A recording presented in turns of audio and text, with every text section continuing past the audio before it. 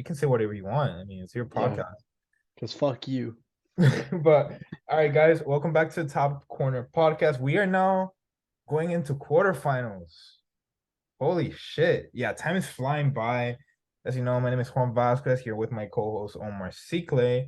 And then yeah, we're pretty much gonna go over a bit of the round of 16 madness that we just saw. And then from there, preview some of the quarterfinal matches. So with that, let's go ahead and get started with Saturday. It was the first day of the knockout rounds. We'll start with a bit of our predictions, I guess, what we have made. We thought the US and the Netherlands was gonna be a close game. Maybe some bias coming from our stupid American side, but what do you think of that one? Well, to start out the game, I thought the USA were playing very well, but it definitely showed that we lacked how well we played compared to the game against Iran especially in the first half. I definitely didn't like the way we played as a whole. We had an early chance to Pulisic, missed it, and then the Netherlands just hit us on counters. Two different counters just killed us. Yeah, and maximum effectiveness with them. I had two counters executed and it was executed perfectly. My most frustrating part of this game, obviously, after we went down 2-0, it was already a hard road to get back from. But having Sergino does, he creates some good offensive plays and he has some flashes of brilliance, really. But I don't think that what he's putting forward on the offensive side of the ball is worth all the holes that are left in the backfield when he goes up to attack. And you saw it time and time again in the Netherlands with these comebacks. Every time I would find Zimmerman kind of off balance just because, or Musa would have to run back, or Adams would have to run back and place for Des just because Des went up way too high and either lost the ball on a dribble or gave the wrong pass and lost the ball. So just killing us with that. And I thought the team was gonna perform better, honestly. That first goal so early on, I think it was kind of like, a bucket of cold ice on us. And then from there, the team just looked off. It seemed like the game plan just went in the trash. And then, Pulisic, had some chances there, and then, it just ended up being a frustrating performance from the US. We got to the knockout stage, and I still think this team is more set up to perform in 26, especially with Timothy Weah, 22 years old. You got Jesus Ferreira, 21 years old. You got Giovanni Reina, also very young. Tyler Adams, youngest captain in the World Cup. So, a lot of potential going forward. So I'm not too bummed out about it, even though I would have loved us for this team to have more of a fight. But either way, I always saw it as a hard out to win that one. All right, Yeah. so Well, moving. no, one more thing about the U.S. An interesting thing that we got to talk about is how young this team is. We say all these things like, "Oh, wish we could put up a better fight." These guys are tasting World Cup for the first time in their careers. Most of these, also, probably all of these guys, for sure. And in 4 years' time, they'll have time to develop.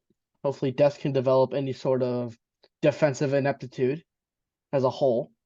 And yeah, so I'm excited to watch this team in 4 years' time. Hopefully, if we are still kind of good, hopefully we can develop Gino Reyna in 4 years to be a little more of a nine for us instead of having Haji Wright or whoever else is playing as striker.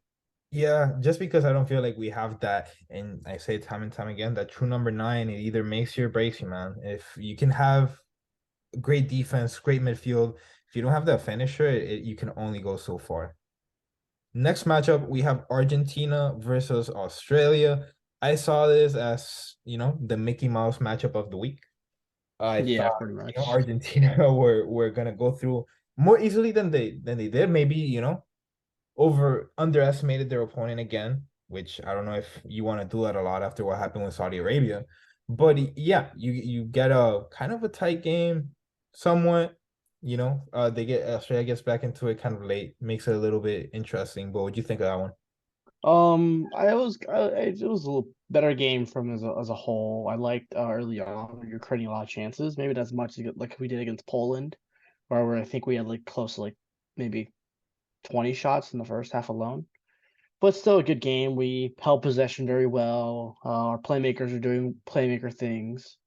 And a guy I was vastly impressed with was finally making changes as well.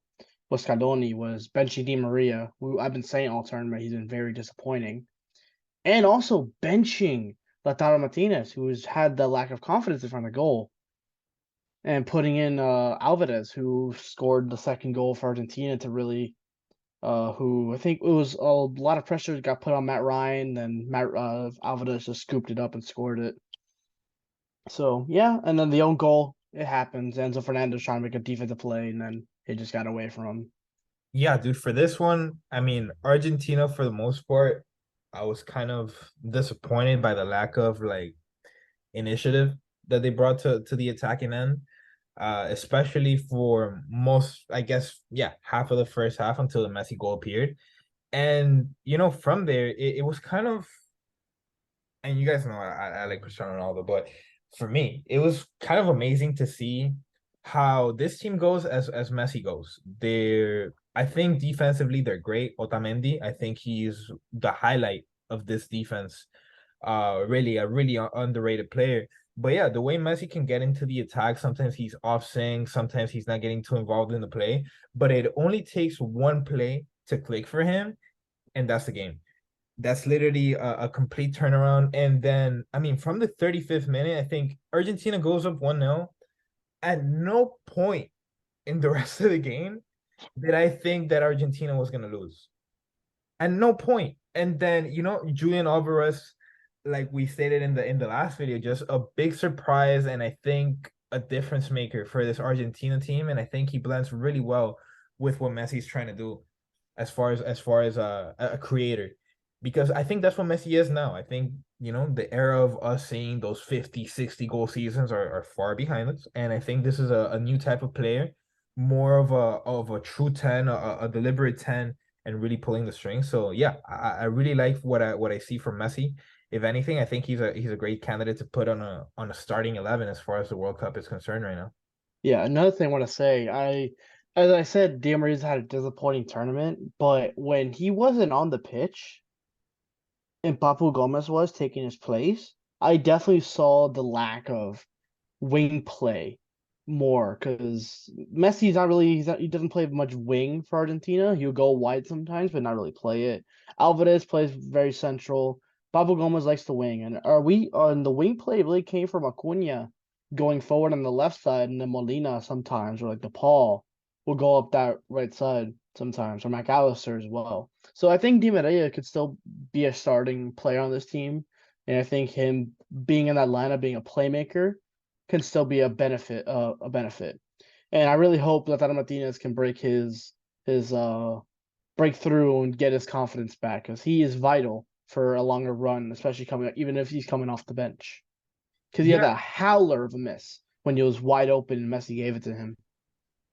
yeah, we'll see how Scaloni sets it up. It's going to be interesting with Di Maria. I think McAllister is putting on a great role, and even though he's not playing the same position as Di Maria, I think as far as the starting 11 goes, he fits what Argentina's trying to build more than having a player of Di Maria's style. And then from there, like you said, I would love to see Lautaro Martinez back in this lineup. For me, the ideal lineup would be, I think they're perfect up to the midfield, and then I would have Messi drop back a little bit and then play behind Lautaro Martinez and Julian Alvarez. And I think that would be deadly because with that, you have two deadly strikers and one of the best creators in the world with Lionel Messi, and just taking that pressure off of you just got to put these guys in space and they're the finishers, you're just the creator. I think it can make Argentina a really dangerous team. I just don't think they have a lot of depth. I think that if you're going 120 minutes in a rugged match, I just don't know how this squad holds up. And then if you go 120 and then going, short turnaround to another match, how do they respond to that? So that's gonna be my biggest question. I think now is when we start looking at depth a little bit more as matches get a little bit tighter. All right, so let's move on to the next one. I think these next two we're gonna run through a bit fast. France versus Poland. Man, so what a disappointing tournament from Poland. I expected much more, especially this probably being Lewandowski's last outing in the World Cup. Just really, really disappointing. I mean, you come into the round of 16, really nothing to lose. And you're coming out here playing it safe, playing it boring. And even with that, I mean, you can't get away from the Grim Reaper, man. Kylian Mbappe. I mean, what do you got to say about that? My only really tidbit from that game was Mbappe is the best player in the world right now. He is the best. Yeah, I mean, The no way around it. Yeah, like the speed. That's the one thing you have to worry about. How he's gonna just burn your entire defense. You have to worry about his shooting. He can fit it anywhere. No matter what angle, he will fit it in there and put it on target and probably score it. His playmaking ability, he could set up people. His playmaking ability is very underrated. It's something I don't really watch PSG very often, but when I watch it for France, he delivers like some nice key passes, sets up some shots for his teammates, assists Olivier Giroud early on in the game against Poland too in the first half when they were struggling to break through the through Chesney, who was having a pretty much almost getting goalkeeper of the tournament so far, especially through the group stage. So yeah, but Mbappe just a different being. Yeah, I think it's almost crazy how easy it looks for him because I think someone as a casual fan that's watching, you watch the ease that Kylian Mbappe is doing this to people, and you can probably think, man, I can do that too, but then you have to realize that he's doing this to professional players. This is the world's best has to offer. And it's like he's playing in the background with in the backyard with his friends. I mean, it's crazy, really. And like you said, clear cut, best player in the world. I don't watch a lot of PSG either. I watch, when some matches here and there. I don't think I ever see Mbappe to the level I see him in France. There's players that really rise up to play for the national teams. There's players that die out. Kylian Mbappe, man. I mean, 2018 just was a different beast, and then he goes back to club football, and he's still a really good player, one of the world's best. But coming back into this tournament, I think it's the level of dominance. It's scary almost. It reminds me of when Messi and when Ronaldo were going into their primes, and when you saw a young Ronaldinho or a young Kaká or going back to France at Thierry Henry or Zizou. I think he's on that level, man. And it's scary to see just because France, you don't get to see back to backs often, but France has a really good chance at it. Really, really good chance at it. So we'll see how they match up versus the winner of the next match we're about to talk about. England versus Senegal. I mean, Senegal, I think they had a really good story, but just run into, stuck between Yeah. a rock and a hard place versus England. Yeah, definitely Senegal. I wish. I would have picked them to be my dark horses instead of Serbia, who disappointed me. Um, but with Sadio Mane, I think this team's completely different, of course. And one thing is, I didn't watch this game. I watched it. I was at work, but I was on and off with it. All I was hearing was this man named Jude Bellingham. I looked through some Twitter and looked some of the highlights. All I was seeing was Jude Bellingham being an absolute class of a midfielder.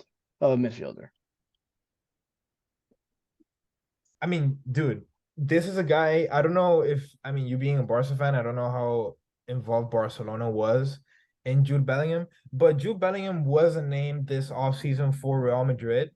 And I'm gonna be honest with you, when the names of Jude Bellingham came up along with Tchouaméni, I think I was always for Tchouaméni more. I think he fit the build that Real Madrid, the vision that I saw for Real Madrid. But looking at Jude Bellingham now, do you realize, Omar, this dude is 19 years old and he's arguably the breakout player of the tournament. Probably, and it's reported now by Marca, publishing company from Spain, that his value has risen over 40 million euros over this World Cup. I mean, this is 2 weeks. He's played 4 matches. And I mean, look at the things he's doing. And just breaking it down by the numbers, if you're a numbers guy, 30 out of 33 accurate passes, uh one chance created, one big chance created, 3 out of 6 successful dribbles, one accurate long ball, 4 tackles, 2 interceptions, 5 recoveries. I mean, the guy's he's as dual threat as it gets. He's winning in the ground. He's winning in the air. He's getting fouls committed on him because there's no other way to stop him than just get physical. Center midfielder right now playing for Borussia Dortmund. I don't think he's going to be playing for Borussia Dortmund by the end of January. I think he's going to be for either one of the top clubs in the Premier League or one of the top clubs in La Liga. Yeah, my prediction, I think he goes either Madrid or Liverpool. Especially that connection he had with Jordan Henderson. That he calls Jordan Henderson like one of the best midfielders, almost underrated, stuff like that. I think already he might go to just Liverpool based on Jordan Henderson alone, Oh, for putting sure. in that work. I would have Especially loved. especially that the way Liverpool has kind of struggled in the Premier League, if we want to get into that a little bit, but definitely Jude Bellingham, up and coming, next great midfielder in the world, definitely. Yeah, dude. And then just one more thing for Bellingham here. I think Liverpool would be a great option, if not the best option, just because some players have looked at Madrid and then they look at, am I joining a legacy that's already built or am I going to build my own? So I think going to Liverpool, definitely having that chance, especially getting a team like Liverpool that's struggling, you get them to rise up from the ashes like a phoenix, kind of to finish off the year strong. We'll see what happens. All right, going through these. We said we're gonna go through those fast, but I mean, bro, it's just impossible to ignore what Mbappe was doing and what Ben. Yeah, exactly. I Yeah, mean, exactly. come It's on, man. hard. And one more thing, I we'll get into quarterfinals soon. England versus France, a more interesting matchup than most would think. That's what I'm gonna say. So let's get into the next match here in the round of 16. We had Japan versus Croatia. Japan, a little dark horse, man. They Japan, fought. man. They fought. What'd you think of that one? All I have to say, man, is like, come on, penalties. How can you? I see. I remember like I think there was a mini era we had of penalties where people were just sending it into the top corners for so long. And we just saw, and then we see it now a little more like low driven shot penalties going to like the very like bottom corner. But my God, they made it really easy. For what's his name? For Livakovic, the keeper for Croatia, to just save those. There weren't a lot there were a lot of pace on them. They were low and they were kind of central. They weren't too far to the corner. It's just disappointing, man. Croatia did not look as good. Japan really had them like on their toes, especially in the opening goal right before the half. But then Perisic just right after the halftime, 10 minutes after, just equalizing it. Yeah, dude. And if we go back you remember that conversation we had before the tournament started, and we were talking about Croatia, and we acknowledged, I mean, they're a great team, but one of the things I mentioned was, it is one of the older teams in this tournament, and I see them having a lot of quality, but how much gas do they have left? And we saw it here. We're in the round of 16, man, already getting put in extra time. I mean, not an easy card to be dealt for these older guys. And then Modric, a guy that you would never see come off. I mean, he had to come off. He literally had nothing left. He literally could not go anymore.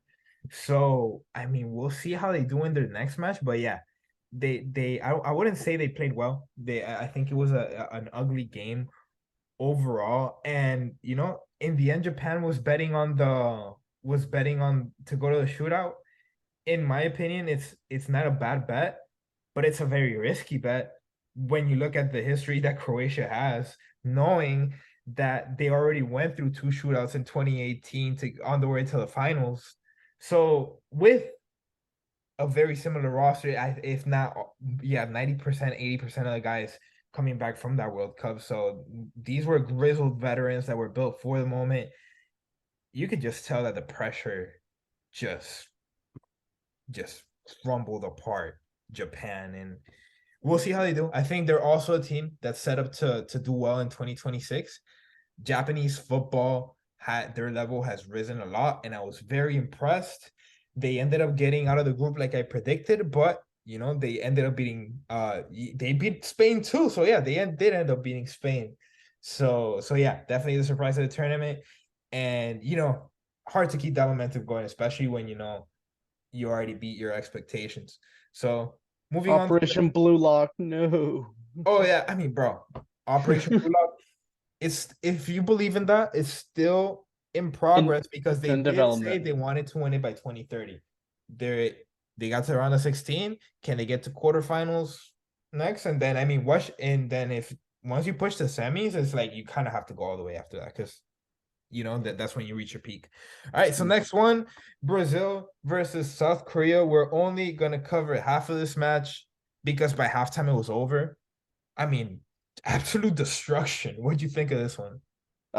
So again, I was at work for this game, I think, and I got notifications because I was busy. I was just feel the vibration. Oh, 1-0 Brazil. Okay. 2-0, 3-0. Oh, 4-0.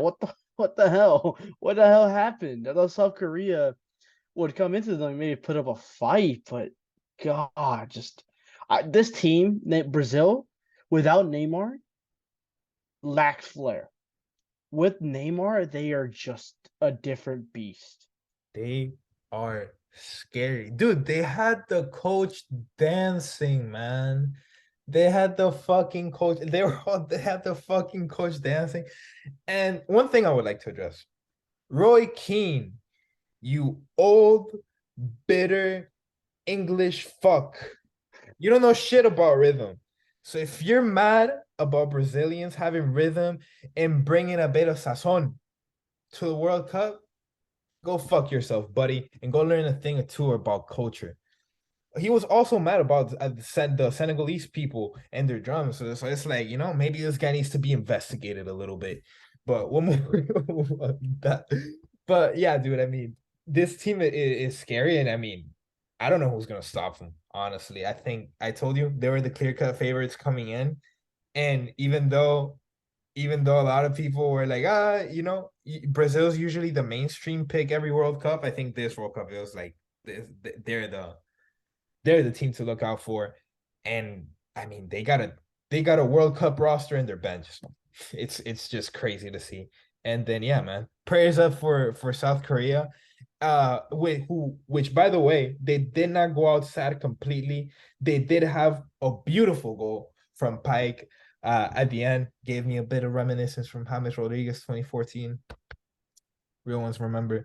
But yeah, man, prayers for Uh, South Korea. yeah, one thing I do want to say, shout out to the Brazil manager. What's his name? Teto? Tite. Tite? He put in Weverton to make sure all 26 Brazilian players on the team that made the World Cup squad played in the World Cup. Shout out to him for doing that in the 80th minute where he subbed off Allison, didn't need him anymore, and brought on the backup keeper. That is a family, and as well that we heard news with Pele was put in intensive care.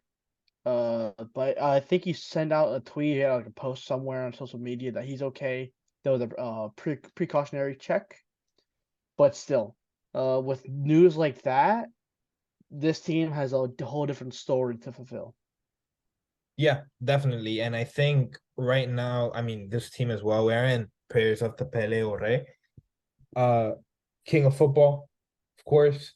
But yeah, man, I think this team has a different type of motivation, and I think nothing more would mean to Pele, to this team, I think to the country, than for them to win one more in his lifetime, especially in a time like this. So, well, we hope to have Pele for many, much more time, but definitely this team's with what's at stake, playing with a whole different type of motivation. And then we will get into today's matches, the ones that just ended. And just like that, we're almost through the round of 16. Morocco versus Spain. This is one I talked about this morning, man. This is one I had a feeling about. And I told you, Morocco were the worst matchup for Spain. And I think you saw it, dude. There was pictures all over Twitter of Gavi just getting tossed around, dog. And these guys are physical. And I said it in the video this morning. They had a score to settle because they thought that they were supposed to win the match versus Spain, and that VAR was bullshit. I mean, I have so much to say. I'll just let you start. Um, I think this is like the official like stabbing and death of tiki taka football. They won the trophy for most passes in a fucking game this World Cup. Over 1,019 passes. And not one of those passes were for a fucking goal. Yes, they had plenty of chances. I got home. I was at school for this game, so I missed most of it. But when I got home, I remember one of the chances they had was like a near post, and it hit off the back post, and it was like inches away from being a goal. But shout out to Morocco. I am so glad that they put Spain in their place. And Luis Enrique, I was watching him on that bench. He was stunned. He didn't know what to do. Completely stunned. Now he's gonna be watching like the rest of us on Twitch. Well, we're not watching on Twitch, but he's gonna be watching on Twitch. Yeah, you wanted to go compete with the streamers? Well, hey buddy, field's all yours now. You got nothing else but time. But I mean, yeah, man. I think one thing I would like to say about Morocco, Ziyech. I mean, overall didn't have a great game, but has some great chances. And then number 17, Bufal, had an incredible game, in my opinion. And then the best player on the field, in my opinion, a player that I didn't highlight a lot this morning. But man, what a game. Sofian Amrabat. I probably completely butchered your name. I'm so sorry. But dude, best player on the field. He defended, he created. The amount of times that Morocco almost lost the ball in their last third and they gave it to number 4 and he either dribbled, made a pass into space, found an open guy, was just he nailed it every single time, and it was just masterful work of the midfield. I think this is as well as you can play the midfield overall. And overall with Spain, dog. I mean, what did I say this morning? You don't have a David Villa, you don't have a Fernando Torres, you don't have a Raúl, you don't have one of your historic finishers, those killers that Spain was known for these last few generations. I mean, Dani Olmo. You have Marco Asensio still not lining up as a false nine. I mean, what are we doing? And Ferran another, yeah, another thing I want to say is in the penalties, they lined up three midfielders to go take them. Not only three midfielders, Omar, they lined up three midfielders that came in as subs. Yes. Well, not Busquets, but Well, yeah. The other two came in yeah. as subs, Sarah, came in cold. you had Marco. Yeah. No, you didn't have a sense. You had Morata that you could have used. You had Fati who could have used. Nico Williams. Dude, let But no, me you get want this to you want to chart article. out Sarabia, Soler, and Busquets. I understand Busquets, cool, veteran, cool. He should, but he missed his too. Like it's sad that Spain went out sad. Yeah, dude. And you could tell once they were playing their bet with the shootout. And in this one, I thought this was an amazing bet. And it's why I picked Morocco to advance because we said in the last part, we've seen some of the best teams in the world crumble in penalties, and Spain isn't one of the best teams in the world, but they're definitely up there. And they couldn't finish in regular time and in shootouts. They just crumbled. I think their fate was sealed as soon as they missed that first penalty. As soon as they missed that first penalty that by Soler. Why was he taking the first penalty? No We idea. may never know. I mean, Luis Enrique, my goodness. Did you know that? I mean, yeah, we'll skip over that stuff because they didn't even go down and score it. But I expected Morocco to punch first, and then they ended up punching last. Yeah, So another thing I want to say. I feel bad. Not, I don't feel bad, but Laporte, amazing defender. He was born in France. He could have been on this current French team right now. But now he's at home, about to go watch France probably go try to go back to back with that incredible team. yeah, that's crazy. Incredible. what I would give the one player I do feel bad for, honestly, is Rodri. I think he played an incredible game and is the only reason that Morocco didn't score. And I mean, Morocco had clear chances, and in my opinion, unless you consider that shot off the post a clear chance, which in no other, no matter how many times they do that shot, if it's going in that trajectory, it's never going to go in. It's always going to hit the post. But for the other chances, there, if Rodri doesn't get in the way, who knows if Ziyech scores on a shot or Buffal scores on a shot or one of the opportunities that Amrabat or makes are able to get finished. So yeah, just big shout out to Rodri and a big reason that Spain didn't go out even sadder. To all the Spanish, I can't wait to see what they say, dude. It's gonna be music to my ears, honestly. They were so cocky going into it. And I'm like, bro, like these guys, Morocco has world-class players all over the pitch.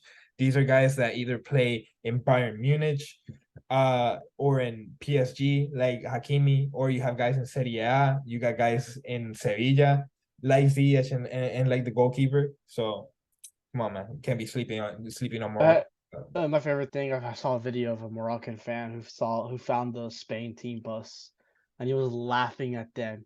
And then the last sentence he told them that, "Hey, look, airport is that way." I was dying. It was Oh my hilarious, God. bro. Yeah. And you could, bro, I could, it was brewing in the, like all the ingredients were in that soup in order to make that perfect, like tragic recipe. Spain was looking ahead. I knew it. They were looking ahead and they thought that they were going to come in here and go up easy. Then they were like, damn, we didn't get in the first half. We'll get in the second half. And then that clock starts ticking and you start getting to the box and nothing's going in. And where was Alvaro Morata? Missing I told sitters you, like always. come on, man. Like, if Missing he's your like always, guy, man. what are we doing? If he's your guy, what are we doing? All right. So moving on to the next match. I was heartbroken for this one. I was heartbroken for this one. My hero, my idol, Cristiano Ronaldo, was benched for this match. I think, you know what I think? And this is not a spin zone, this is actual analysis I'm giving you here. I think that Portugal's coach Fernando Santos saw Switzerland as a very, very tough opponent, and they saw this game possibly going into extra time. So he thought, I need my best player at the biggest moment. And I can't have, because Ronaldo obviously can go full 120 if he starts. But if you have him coming off the bench, then when everybody's tired, like that's your difference maker right there. But in the end, they didn't really need him. I mean, what an outing from Portugal, an absolute murder show. And big shout out Gonzalo Ramos, the change in then ended up working out. Hat trick for the man. If I'm not mistaken, this is his debut starting, and celebrated with a hat trick. I mean, what better way to start? What better way to Uh, start? exactly, especially it's the first hat trick of the tournament. We haven't seen a lot of dominant solo performances with goals only. And Ramos was the guy. Mbappe could have probably had hat tricks, but he just been giving a lot of assists. But despite that, Ramos first hat trick. Congratulate to him. He has 4 appearances for Portugal and 4 goals, I think it is. So good on him. And then yeah, Portugal just looked dominant. I thought okay, 2-0 heading to the half because Switzerland maybe will bounce back. Then Ramos was like, nah, dude. And Guerrera as well, who Guerrero as well just you know got the fourth, and then right there I sat back in my couch. I was like, yeah, this is over. Um, my favorite moment of this game, to be honest, was Embolo. I don't remember what midfielder it was, but he was getting like bear hugged almost, and Embolo just kept running at normal speed, at his normal speed. It was just really funny. Yeah, powerful human being, and Bolo is. Yeah, And but then yeah, just Portugal's domination. This scoreline is what I expected Spain Morocco was gonna be, but really, Portugal did not look ahead of their opponent. yeah, and I thought, I mean, dude, for this one, I had Switzerland advancing just because Switzerland looks so gritty and fierce, and in a good way, not in a dirty way or in a cheating way, violent versus Serbia. That I just thought, I mean, this is the matchup, and they just weren't. They just weren't able to do it. This is not the same team that I saw versus Serbia. It was sad to see because versus Serbia, they came out nasty, they came out firing, they came out gritty. And versus Portugal, I mean, they just looked lifeless on the field, man. You said that going into halftime, you thought they had a chance, down 2-0, maybe something could happen. I had them shut from then. I thought the 2-0 was the nail in the coffin, honestly. Once Pepe scored, I thought that was game. The team looked lifeless. They weren't getting tackles. There was one play where I forgot who it was. I think it was Joao Felix or Bruno Fernandez. No, it was Bernardo Silva. That Shaqiri was dribbling down the sideline, and then he's not really going at a fast pace, and Bernardo Silva literally comes up from behind him, grabs the ball from behind him, and then pushes him out the way, and then Portugal starts a counterattack. And I'm like a child you're talking about. And I was just like, yeah, these guys are just not in the game today.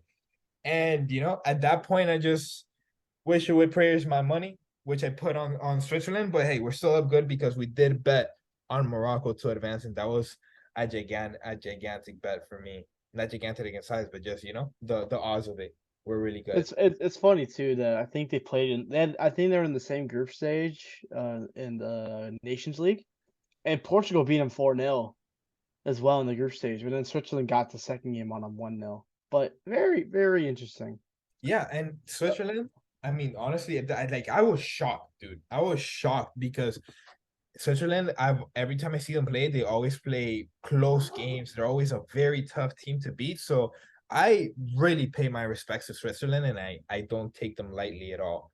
But all right, guys, make sure you tune into the next episode where we're gonna be breaking down the quarterfinal predictions and also our best starting 11.